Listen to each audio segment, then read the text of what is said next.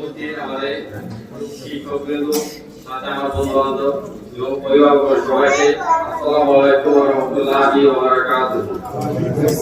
আমি খেলাধুলা নিয়ে খুব সংক্ষেপে আলোচনা করব। আমাদের শিক্ষার্থীরা দেখা গেল দীর্ঘ সময় তারা কোরআন হাদিস এবং ইলম নিয়ে চর্চায় থাকে। তাদের এই মানসিক পরিশ্রমের পাশাপাশি খেলাধুলার দরকার আছে।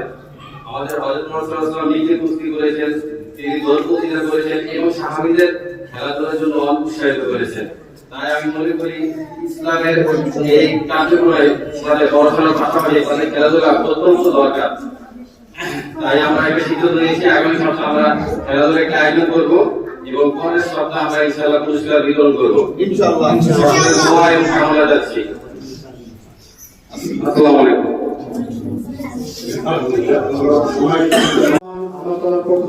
আমাদের কাছে একটি বড় নিয়ামত, আর এই আমাদের শরীর যত্ন নেওয়ার মাধ্যম হলো তাকে দিনী শিক্ষা শিক্ষিত করা। আজ আমরা যখন আমাদের সন্তানের ভবিষ্যতে চিন্তিত, তখন একমাত্র কোরআন ও সুন্নাহ শিক্ষাই তাদের আদর্শ মানুষ হিসেবে গড়ে তুলবে। আমাদের দারুল উলুম জাহিদ হোসেন রসুল মাদ্রাসা এই নতুন শিক্ষাবর্ষে ছাত্রছাত্রী ভর্তি হচ্ছে। এই মাদ্রাসায় শুধু পুঁথিগত বিজ্ঞান নয়, বরং উন্নত নৈতিকতা, আদব কায়দা এবং বিশুদ্ধ কোরআন তেলাওয়াত শেখানোর উপর বিশেষ গুরুত্ব দেওয়া হয়। আপনার সন্তানকে আমাদের এই মাদ্রাসায় অবশ্যই ভর্তি করবেন। প্রথমত আমাদের আশেপাশে যারা আছে, আমাদের বন্ধুদের পক্ষ থেকে যারা আছে, মুরব্বী যারা আছে, তাদের সন্তানদেরকে অবশ্যই আমাদের এই মাদ্রাসায় ভর্তি করবেন। দুনিয়া ও আখিরাতের সফলতার জন্য আমাদের সন্তানকে অবশ্যই মাদ্রাসায় দিতে হবে।